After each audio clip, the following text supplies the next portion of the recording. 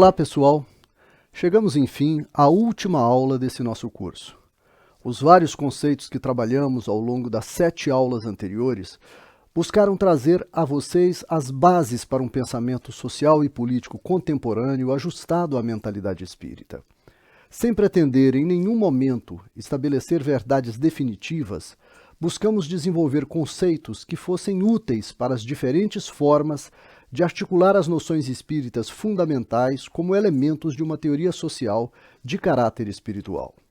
Rompendo com o individualismo reinante, reposicionamos o espiritismo como uma produção social de espíritos encarnados e desencarnados, e repensamos o espírito como um ente multicorpóreo interexistente e a sua trajetória como história social, articulada interdimensionalmente no tempo pela reencarnação e no espaço pela mediunidade.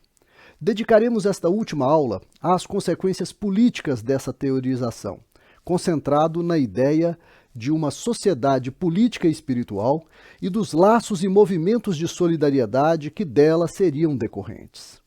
Evidentemente que, como nas aulas anteriores, nós não vamos esgotar o assunto, e nem é essa a nossa pretensão, mas procuraremos avançar até onde for possível em vista do pouco tempo que temos e das possibilidades que o conhecimento nos oferece, para discernir um caminho possível e aberto para a construção de um pensamento e de uma praxis espírita progressista e de esquerda. Todo e qualquer debate sobre ciência política começa com o esclarecimento de um conceito central, o conceito de poder. Em termos simples, poder é a capacidade de matar o outro. Mas vejam bem, poder não é matar, é ter condições para isso. E outra coisa, esse matar não é obrigatoriamente exterminar a vida de alguém, e sim anular o outro de alguma forma, podendo, claro, ser a anulação da vida, sim. Entretanto, é preciso admitir que, na maioria das vezes, o exercício do poder evita a morte do outro, pela simples razão do que se chama paradoxo do poder. O máximo do exercício do poder é a extinção do próprio poder, isto é, se o escravo morre, ele não obedece mais e a escravidão acaba. Outra coisa importante sobre o poder é o que denomina a materialidade do poder, isto é, o exercício do poder não depende somente da vontade do poderoso. Ele precisa estar baseado numa materialidade específica, que são os mecanismos de controle, os instrumentos materiais que fazem com que a outra pessoa se submeta à vontade do poderoso. A teoria política discrimina 2 mecanismos básicos de poder nas sociedades contemporâneas. A força, representada por instrumentos de violência, que pode ser desde um pedaço de pau ou uma arma, até o comando de um aparato repressor, como a polícia ou o exército, e o dinheiro, representado pelas riquezas materiais, que podem comprar a consciência ou pagar pela submissão das pessoas à vontade de quem dispõe de capital. Nas sociedades contemporâneas, depois de todas as transformações impulsionadas pela modernidade, um fato histórico se tornou extremamente relevante. Os mecanismos de controle foram fortemente institucionalizados, isto é, foram criadas instituições típicas, feitas para reproduzir os instrumentos específicos de poder. A força foi institucionalizada no Estado, com seus órgãos de repressão, com o propósito de retirar das pessoas privadas na sociedade o direito de usarem a violência para resolver seus conflitos sociais. O Estado é, portanto, uma instituição que reproduz o poder como violência. E o outro mecanismo de poder, o dinheiro, foi institucionalizado na empresa, instituição central da economia, feita para reproduzir riqueza e as situações de poder que o dinheiro pode sustentar. Um debate relevante nas ciências sociais e políticas é se esses são os únicos instrumentos e instituições de poder. O que nós sabemos, sem dúvida, é que eles são os principais. Porque foram meios de comunicação, quer dizer, meios de interação entre as pessoas, que acabaram se tornando mecanismos de controle ou instrumentos de poder.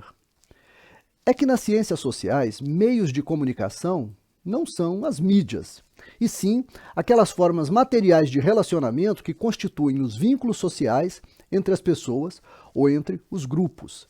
E dentre essas formas materiais de relacionamento, existe uma que é fundamental e que a ciência política não levou fortemente em consideração ao estabelecer o conceito de poder: a linguagem.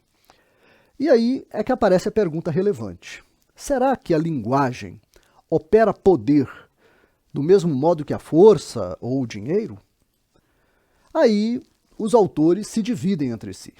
Filósofos sociais importantes, como Jürgen Habermas, de quem falamos na aula passada, afirmam que não, que a linguagem não tem como ser instrumento de poder, pelo simples fato de que, apenas com o seu uso, não é possível impor a vontade. Numa situação de poder, movimentada pela força ou pelo dinheiro, a linguagem ocupa uma função apenas subsidiária e instrumental. Não é ela quem coordena a ação, isto é, o poder vai depender sempre de um mecanismo extralinguístico.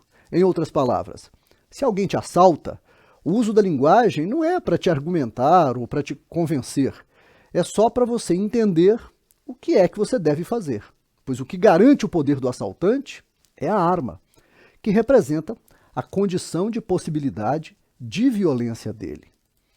Entretanto, há autores que discordam dessa posição.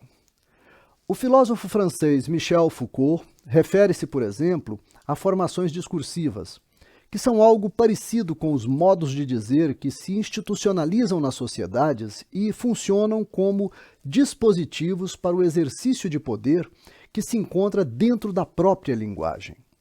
Em minha tese de doutorado, eu argumento que nas sociedades capitalistas contemporâneas, a linguagem foi colonizada pelas técnicas, ou, mais especificamente, por tecnologias de linguagem, e estas foram institucionalizadas na forma de organizações específicas, que são as instituições de poder simbólico.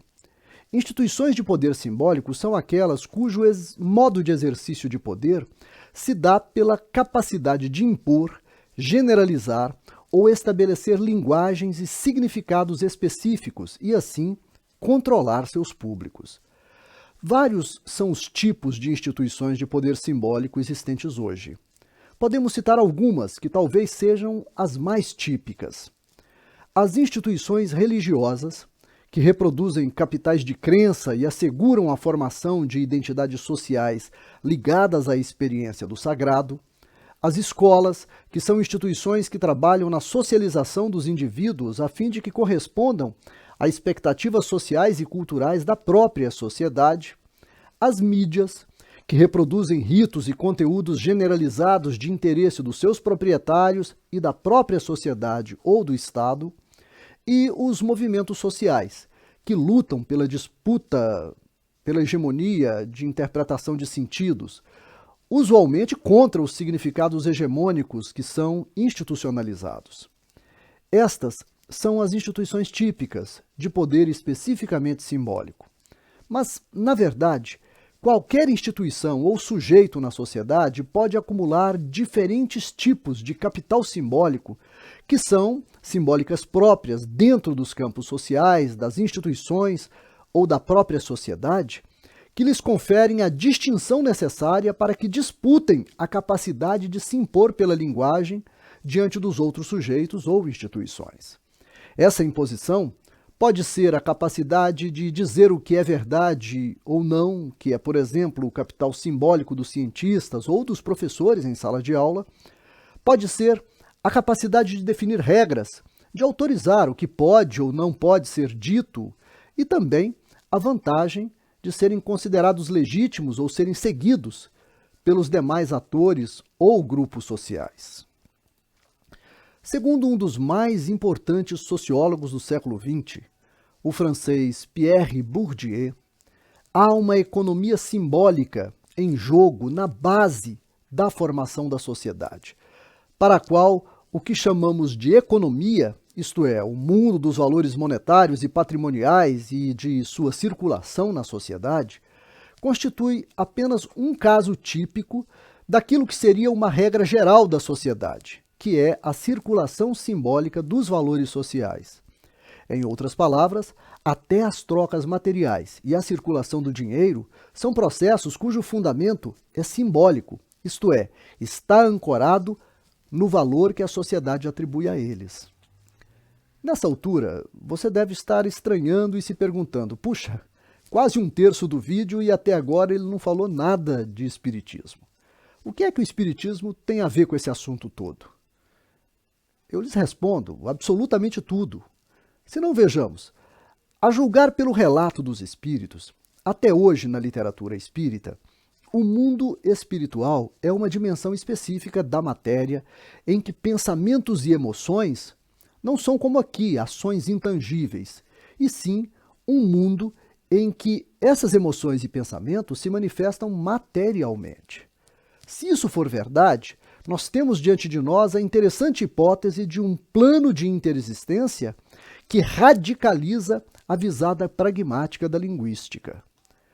Dentro de uma interpretação estrutural, os estudos de linguagem podem ser divididos em 3 tipos fundamentais: os estudos semânticos, ou os estudos dos significados da linguagem, os estudos sintáticos, isto é, das formas da linguagem, e, por fim, os estudos pragmáticos, que dizem respeito aos usos da linguagem. Em outras palavras, com a pragmática nós descobrimos que falar é agir. Os pragmatistas são aqueles que se perguntam não só o que as palavras significam, mas também o que as palavras fazem quando são pronunciadas. Mas este é um quadro em que a materialidade da linguagem está em suportes de expressão, como a fala, a escrita e etc. O âmbito do pensamento e do sentimento são, nesse caso, níveis subjetivos, isto é, âmbitos aos quais os sujeitos têm acesso privilegiado. O que quer dizer que só você sabe o que você pensa ou sente. Quando você diz que concorda ou discorda de algo, ou que gosta ou não gosta de alguém, o interlocutor tem que confiar que você esteja dizendo o que de fato pensa ou sente. Ele não tem meios para aferir isso fora de uma aposta na sua subjetividade. Se os relatos espirituais estiverem corretos, na dimensão espiritual, pensamentos e emoções se manifestam materialmente. Parece haver algo como uma onda mental emitida por todos e que funciona como meio de expressão, como elemento vinculativo de relações e grupos sociais, como instrumento de poder, que neste caso é ao mesmo tempo um poder simbólico e material, como simbólica de identificação social e até mesmo como uma força produtiva de objetos, uma espécie de ideoplastia. Essa objetificação do simbólico deve constituir uma espécie de economia simbólico-material muito mais abrangente do que a que temos no mundo físico, e certamente com consequências sociais, culturais e políticas ainda enormemente desconhecidas. E ao que parece, lá essas possibilidades não são também distribuídas igualmente, mas conquistadas, e talvez até manipuladas em grupo. Há muito mais não saber do que saber nisso tudo. Das funcionalidades que esse regime de economia simbólico-material assume no mundo espiritual, uma delas deve nos chamar a atenção por conta do enorme significado político que tem: a função de instrumento de poder. Até que ponto o uso das forças mentais como meio de comunicação, na medida que são materializantes, não são colonizadas como instrumentos de força para o exercício de poder? E se for, de que modo essas forças são transacionadas? Como são coletivamente controladas nas relações dos indivíduos e grupos entre si?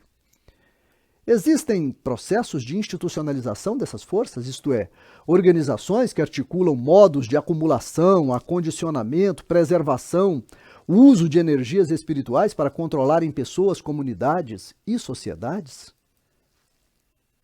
As perguntas se multiplicam. Os relatos espirituais também dão conta da existência de cidades no mundo espiritual. E dentro dessas cidades, organizações especializadas em atividades de administração interna e de intercâmbio com o mundo físico. De que modo é distribuído o poder nessas instituições? O conceito de cidadania e de democracia tem o mesmo valor que nós encontramos aqui? Os nossos processos históricos são diferentes dos deles? Se forem diferentes, por que os ditados espirituais sempre são associados às crenças e contextos em que estamos vivendo no nosso mundo? Nós não temos a pretensão de responder a todas essas indagações neste curso, seja pelo tempo, seja porque precisam de pesquisa para avançarem. Nesse contexto, uma coisa é sem dúvida certa. As riquezas do mundo físico não se transferem para lá, o que as torna relativas em termos dos valores que lhes são atribuíveis no contexto da interexistencialidade. E por isso, aparentemente, tem razão Humberto Mariotti quando lhes dá o valor importante, mas relativo, de bens ou objetos de reencarnação. Diz o Humberto Mariotti que a nova sociedade do futuro, segundo o homem kardecista, se emancipará do regime social baseado na propriedade individual, porque o estado de evolução espiritual alcançado pelo ser o obrigará a aperfeiçoar-se segundo o princípio da lei de igualdade. E esse estado de evolução fará que os homens percebam o mundo e os bens econômicos unicamente como objetos de encarnação. Entretanto, não basta essa relativização, afinal, ela pode nos conduzir a uma posição errônea, para além do debate sobre a propriedade privada que ele tenta fazer. Ela pode nos conduzir à desvalorização da materialidade do mundo físico em nome de uma promessa de felicidade no mundo espiritual e, dessa forma, refundarmos a separação entre sagrado e profano na visão de mundo e, o pior, operarmos uma indiferença para com os despossuídos e para com as injustiças sociais no nosso plano. É preciso, portanto, estabelecer a ideia de solidariedades políticas interdimensionais, ou seja, a de uma ética que valoriza num mundo aquilo que é valor no outro. Vamos tentar aprofundar um pouco essa questão, que é uma questão central. Se nós conectarmos a ideia de Bourdieu de que as nossas sociedades estão fundamentadas numa economia das trocas simbólicas e na qual até os recursos materiais circulam sustentados por valores simbolicamente atribuídos, há a noção que nós cogitamos aqui de que nas sociedades dos desencarnados os recursos simbólicos assumem uma conformação material, podendo tornar-se, dentre outras modalidades, instrumentos de viabilização de formas de poder, nós iremos concluir que, no plano físico, contamos com recursos materiais como simbólicos e, no mundo espiritual, com recursos simbólicos como materiais. Estudemos brevemente as características de cada um desses recursos. No âmbito dos recursos materiais como simbólicos, prevalecentes no mundo corpóreo, a economia das trocas materiais é sustentada pela noção de valor, e o valor é uma atribuição simbólica, isto é, as coisas têm o valor que nós emprestamos a elas. E nessa realidade social, de que natureza são esses valores? O valor de sobrevivência, de garantia do corpo físico, dependente de diversos elementos naturais alcançados pelo trabalho ou diferentes formas sociais de esforço. O valor da qualidade de vida, estabelecido pelas condições básicas conquistadas para reduzir o sacrifício de se viver. O valor de acumulação e do consumo de riquezas, caracterizado pela apropriação privada dos bens de encarnação, não raro para além das necessidades físicas e de seu uso para fins diversos. O valor de suporte ou instrumento de poder, na medida que viabiliza a aquisição de instrumentos e estruturas de coerção, de dominação, de negociação, de sedução, capazes de anular relativamente as vontades em interação.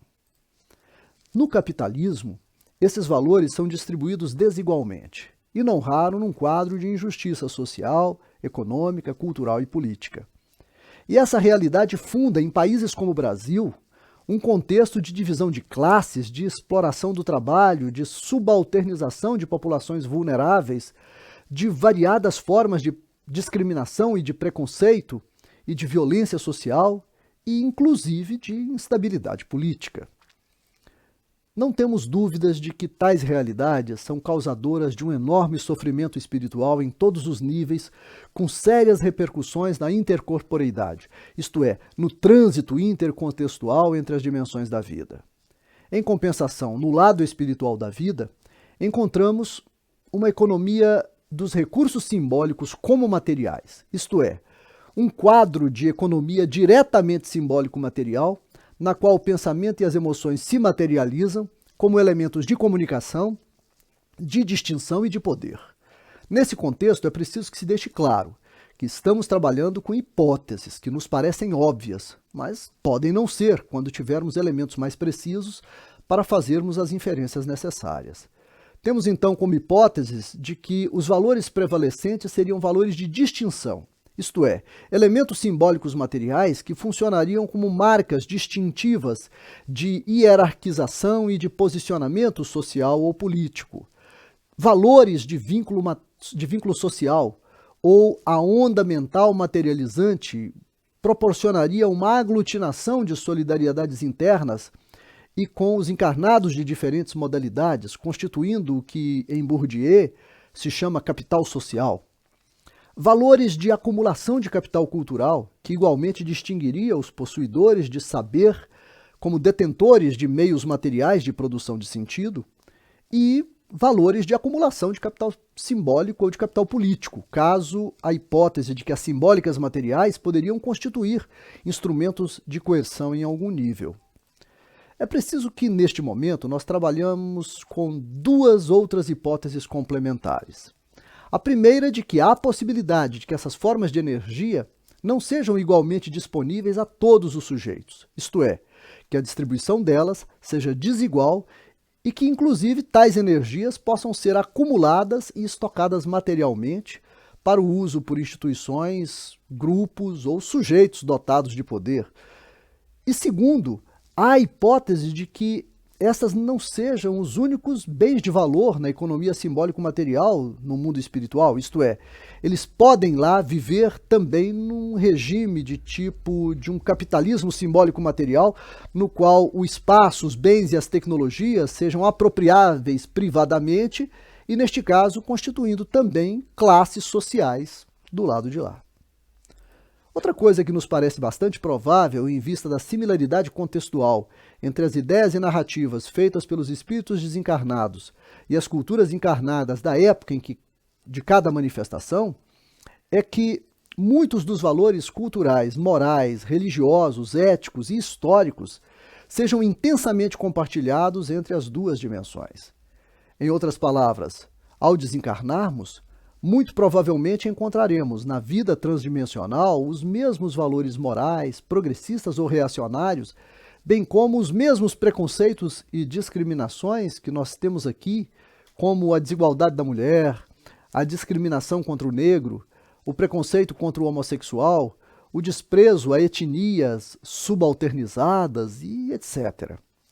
Em outras palavras, é bastante possível que várias pautas sociais e políticas nossas possam ser ajuizadas a partir de valores éticos semelhantes e talvez, nesse sentido, tenham conteúdos sugestivos de universalidade. Assim, por exemplo, podemos considerar valores éticos interdimensionais alguns princípios levados em alta consideração pela modernidade, como os ideais de liberdade como modo espiritual de vivenciar a contingência social de forma democrática, o princípio da igualdade como uma formulação multidimensional das várias modalidades de justiça socioespiritual e o valor intersubjetivo da solidariedade, estabelecido como política socioespiritual prioritária, não importa qual dimensão vivam os espíritos, sempre vinculados uns aos outros por redes de proteção e de conflitividade. Entretanto, o que me parece prioritário, seja no âmbito das semelhanças ético-políticas entre as diferentes dimensões interexistenciais, seja no plano das diferenças e especificidades entre elas, é a indispensável solidariedade sociopolítica interdimensional. Em outras palavras, o estabelecimento de laços de solidariedade deles com as nossas lutas por liberdade e justiça social, assim como nós nos solidarizarmos com eles em relação às lutas travadas do lado de lá no mesmo sentido.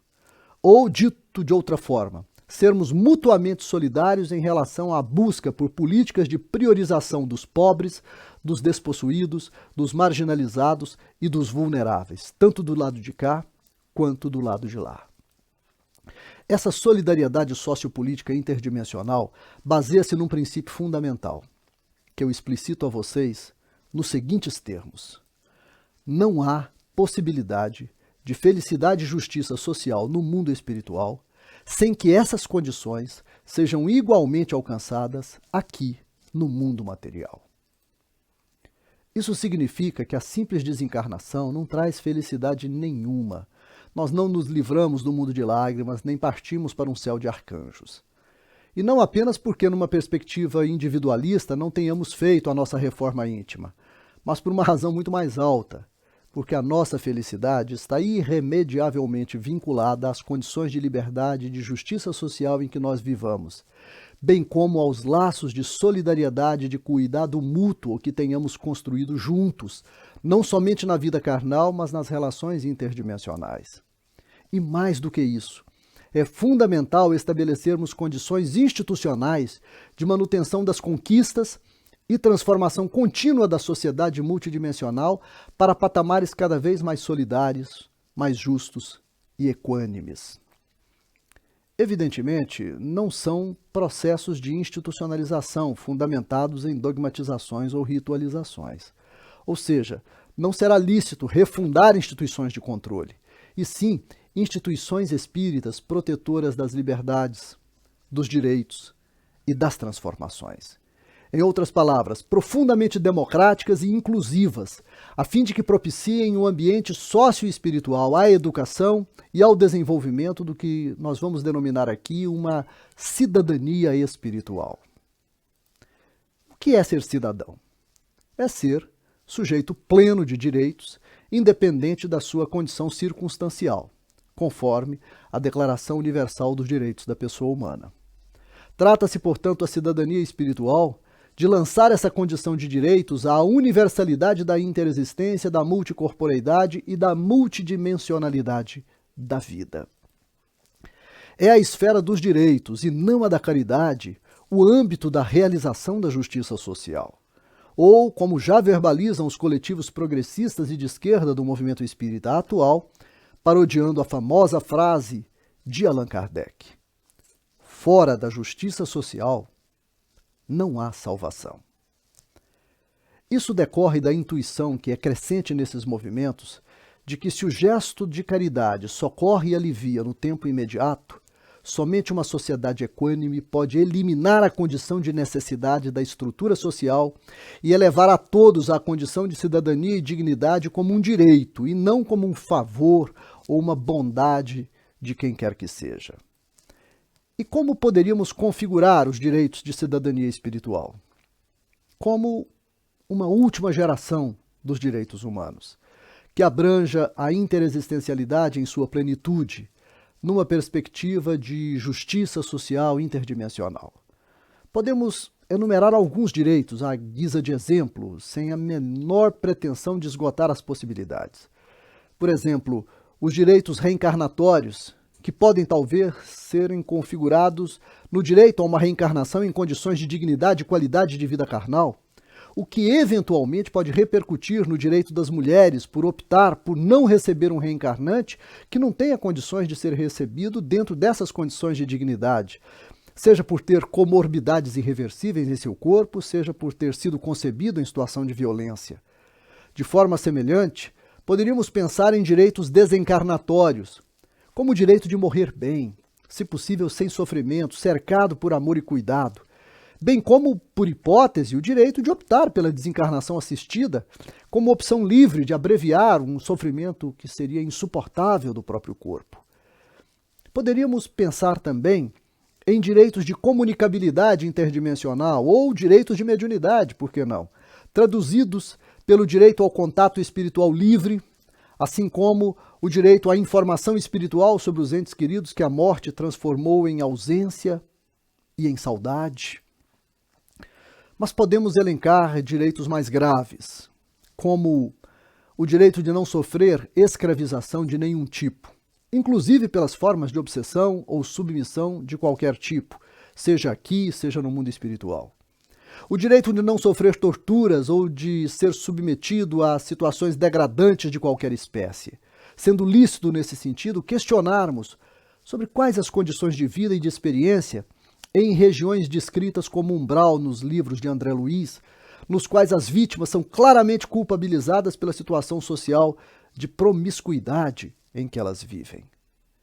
Por fim, para não nos alongarmos demasiadamente, podemos trabalhar direitos sociais e espirituais gerais ou específicos, como o direito à educação socioespiritual, que afirme a sua condição cidadã interexistente e os direitos que a pessoa possui pela própria condição de espírito, situado em qualquer multicorporeidade disponível. Tal educação não seria simplesmente fornecer esperança ou confiança na justiça divina, e sim ensinar a fazer política social e espiritual, a lutar por si e pelos outros, a buscar uma sociedade melhor, mais digna e mais justa. Essas ideias, pessoal, são apenas iniciais. Claro que elas devem ser desenvolvidas, podendo os diversos coletivos espíritas e espiritualistas se aprofundarem no diálogo entre si, em torno das pautas sociais e políticas espirituais, e alcançarem o que pode ser talvez um documento complementar à Declaração Universal dos Direitos da Pessoa Humana, voltado para a cidadania espiritual. E por fim, a questão final deste curso. Que movimento espírita é esse que leva adiante tais propostas de sociedade e de conquistas políticas? Sem dúvida, é um movimento espírita formado por espíritos espíritas encarnados e desencarnados, produtor crítico de um pensamento espírita progressista e progressivo, isto é, em contínuo diálogo com a ciência e, sobretudo, cada vez mais comprometido com as camadas marginalizadas, injustiçadas e dominadas da sociedade. Não somente para socorrê-las por ações de assistência social, que são lícitas, mas também, sobretudo, para lutar com elas pela cidadania espiritual a que têm direito. Um espiritismo assim é obrigatoriamente plural e dialógico. Nenhuma temática é vedada à discussão, desde que filosófica ou cientificamente embasada. Assim como nenhuma discussão é considerada ponto final ou verdade acabada, mas sempre mantida por consensos intersubjetivos interexistenciais enquanto esses consensos perseverarem. Em outras palavras, é um espiritismo livre de dogmas. O movimento espírita plural e dialógico é também multirritual. Ao invés de rejeitar ritos, não se apegar a nenhum deles, o que significa que, do ponto de vista das crenças humanas, ele pode ser laico ou religioso, mas se ele for religioso não deve ser dogmático, ou seja, deve recuperar os laços com os demais espiritualismos, com as tradições mediúnicas e especialmente com as religiosidades ligadas às etnias e grupos sociais marginalizados, como são os cultos de origem negra no Brasil, com quem os espíritas têm uma dívida histórica. Nesse quadro, parece recomendável que o movimento espírita assuma duas atividades de grande importância neste momento histórico. Primeiro, a atividade de fomento à pesquisa social espírita e ao intercâmbio científico de alto nível com as ciências humanas e sociais. Isso se dá pela alta formação científica de seus quadros intelectuais, bem como pela busca de recursos materiais e institucionais para o financiamento da pesquisa social espírita a partir de convênios e demais formas de captação e para a realização de eventos científicos nos quais os conceitos e estudos de experiências sociais sejam analisados e criticados, desenvolvendo a teoria social e as políticas que lhes sejam decorrentes. E segundo, a atividade extremamente importante de educação popular e espiritual e de organização das camadas marginalizadas e subalternizadas da sociedade, a fim de garantir o vínculo orgânico de solidariedade da praxis espírita com essas populações. Uma educação popular e espiritual e organização de comunidades de emancipação sociopolítico e espiritual são atividades que podem perfeitamente ser desenvolvidas, juntamente com outros coletivos espiritualistas ou não, cujos fins de afirmação cidadã e emancipação social possam ser identificados com o espiritismo progressista e de esquerda. E por fim, para terminar, eu diria a vocês, seria imprescindível contar com a solidariedade política interdimensional. Buscar obter pela via mediúnica o auxílio e o apoio intelectual, social e político dos coletivos espíritas progressistas e de esquerda do mundo espiritual, bem como assegurar o diálogo com os cientistas sociais e políticos da dimensão não carnal da vida, a fim de fazer avançar aqui e lá o pensamento e as pautas de conquistas de direito à cidadania espiritual. Bem, com isso eu encerro este curso pedindo desculpas a vocês pelas eventuais imprecisões ou equívocos que involuntariamente eu tenha cometido, lembrando sempre que em cada uma das 8 aulas que eu lhes apresentei, eu busquei sempre oferecer uma contribuição apenas ao pensamento social espírita. Penso que se essas contribuições tiverem alguma validade, elas serão debatidas, reformuladas e com certeza superadas por outras melhores e mais consistentes.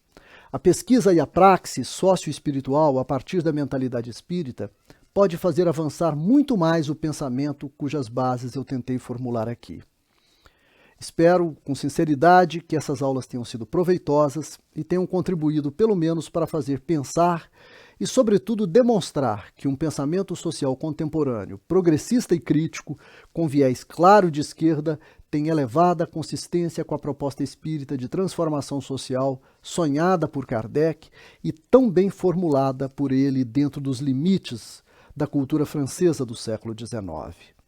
Muito bem, eu aguardo vocês no nosso último debate, renovando o pedido de envio antecipado das questões, comentários e refutações para o e-mail de sempre, contato@celivrepensar.com. Então, até sábado e fiquem com Deus.